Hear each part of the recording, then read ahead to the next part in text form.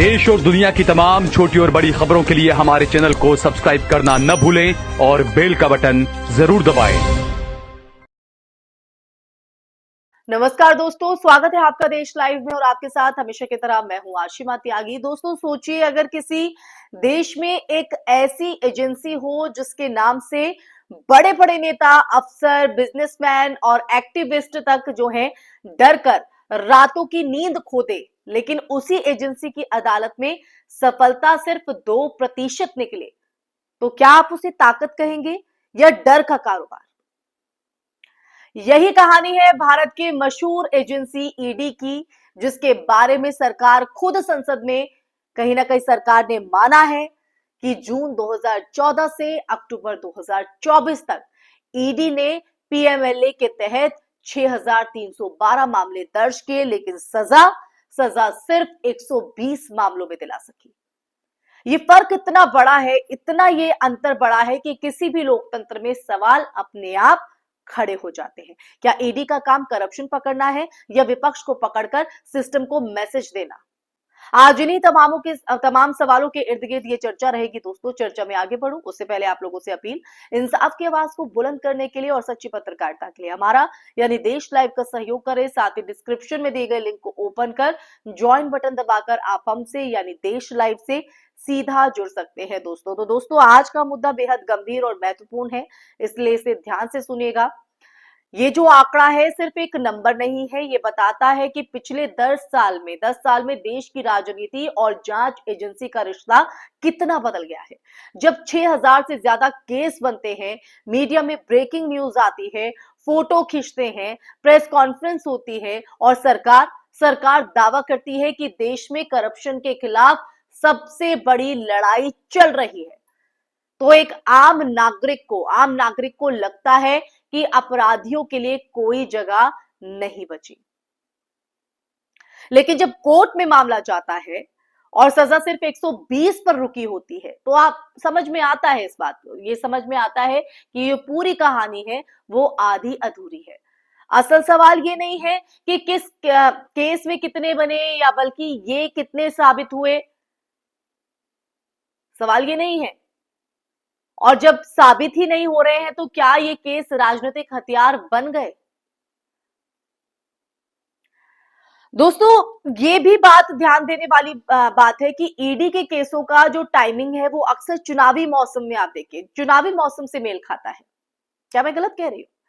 क्योंकि जिस राज्य में चुनाव होने वाले हो वहां अचानक रेड की संख्या बढ़ जाती है, विपक्षी नेताओं के यहाँ छापे पड़ने लगते हैं और वो समय दर समय उस समय पड़ते हैं जब वो सरकार की आलोचना कर रहे हो, किसी आंदोलन से जुड़े हो या किसी बड़े खुलासे की तैयारी कर रहे हो। दोस्तों कई नेताओं को जेल में महीनों रखा जाता है, लेकिन कोर्ट से उन्हें जमानत इस आधार पर मिल जाती है कि जांच एजेंसी कोई ठोस सबूत पेश ही नहीं कर सकी।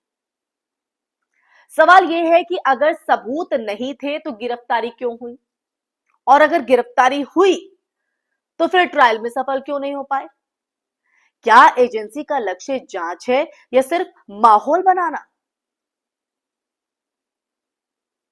पीएमएलए कानून इतना सख्त है दोस्तों, इतना सख्त है कि किसी को भी गिरफ्तार करना, संपत्ति अटैच करना, घंटों तक पूछताछ करना और उसकी निजी छवि खराब करना बेहद आसान है।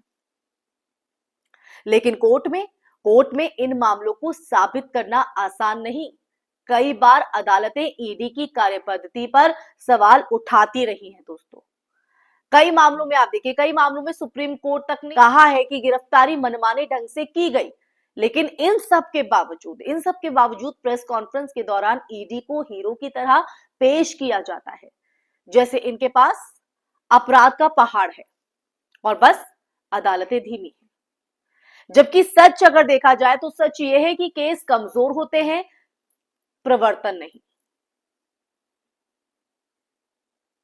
अब इसका जो असर है वो सिर्फ नेताओं पर नहीं बल्कि पूरे देश के लोकतांत्रिक ढांचे पर भी पड़ता है। दोस्तों वो कैसे? क्योंकि जब जांच एजेंसियों की बात करें तो जांच एजेंसी का उपयोग सिर्फ राजनीतिक मैनेजमेंट के लिए होने लगे तो न्याय प्रणाली पर भरोसा कमजोर होता है। विपक्ष नेता डरकर चुप हो जाते हैं, जो विपक्षी नेता हैं। पत्रकार सवाल पूछने से पहले जो है वो 100 बार सोचते हैं। और जनता को हर वक्त ये लगता है कि कोई भी किसी भी दिन टारगेट बन सकता है। दोस्तों, ये डर कानून का नहीं, सत्ता के इस्तेमाल का होता है। एक स्वस्थ लोकतंत्र में जांच एजेंसियां स्वतंत्र होती हैं, लेकिन जब उनके आंकड़ों से ये झलकने लगे, ये साबित होने लगे कि ताकत सिर्फ विरोधियों के खिलाफ खर्च हो रही है और सजाओं की गिनती नगण्य है, तो समझिए कि न्याय की जगह राजनीति बैठ गई है। और ये बेहद गंभीर और सोचनीय है। 6312 केस बनाकर सिर्फ 120 दोष सिद्ध कर पाना इस बात का सबूत है कि या तो जांच सही नहीं या उद्देश्य कुछ और है। अगर भ्रष्टाचार मिटाना लक्ष्य होता तो केस मजबूत होते, सबूत ठोस होते और कोर्ट में सजा की जो दर है वो बढ़ती। लेकिन यहां तो तस्वीर उल्टी दिखती है दोस्तों। और यह स्थिति सिर्फ विपक्ष का मसला नहीं है, यह हर नागरिक की चिंता है। क्योंकि जब संस्था राजनीतिक हो जाती है तो उसके निशाने पर सिर्फ नेता नहीं, पूरी जनता आ जाती है दोस्तों, पूरी जनता। कानून का दुरुपयोग हमेशा वहीं से शुरू होता है जहां सत्ता जवाबदेही खो देती है। और आज की चर्चा के अंत में बस इतना समझिए दोस्तों कि 6000 से ज्यादा केस और सिर्फ 120 सजाएं, महज 120।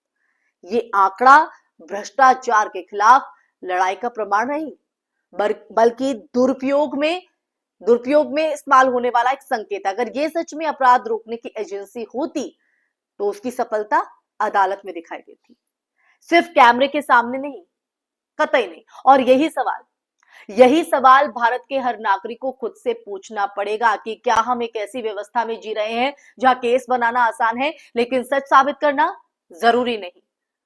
सच यही है कि जब न्याय कमजोर होता है तो लोकतंत्र अपने आप खोखला हो जाता है। और अगर हम इसे नहीं समझेंगे तो आने वाले समय में न्यायालय नहीं बल्कि राजनीतिक भाषण ये तय करेंगे, डिसाइड करेंगे कि कौन दोषी है और कौन निर्दोष। इसी के साथ इस चर्चा में फिलहाल के लिए बस इतना ही। दोस्तों, ये चर्चा आपको कैसी लगी? इस चर्चा को सुनने के बाद आपके जहन में क्या विचार है? कमेंट बॉक्स में कमेंट करके जरूर बताइएगा। आप मेरी बात से कितना इत्तेफाक रखते हैं, इस बारे में भी अपने कमेंट जरूर कीजिएगा। दोस्तों, इस वीडियो को ज्यादा से ज्यादा शेयर कीजिएगा, हमारे चैनल देश लाइव को सब्सक्राइब कीजिएगा। फिर हाजिर होंगे कि ऐसे ही मुद्दे के साथ। तब तक के लिए अपना ख्याल रखिए। जय हिंद, जय भारत, नमस्कार।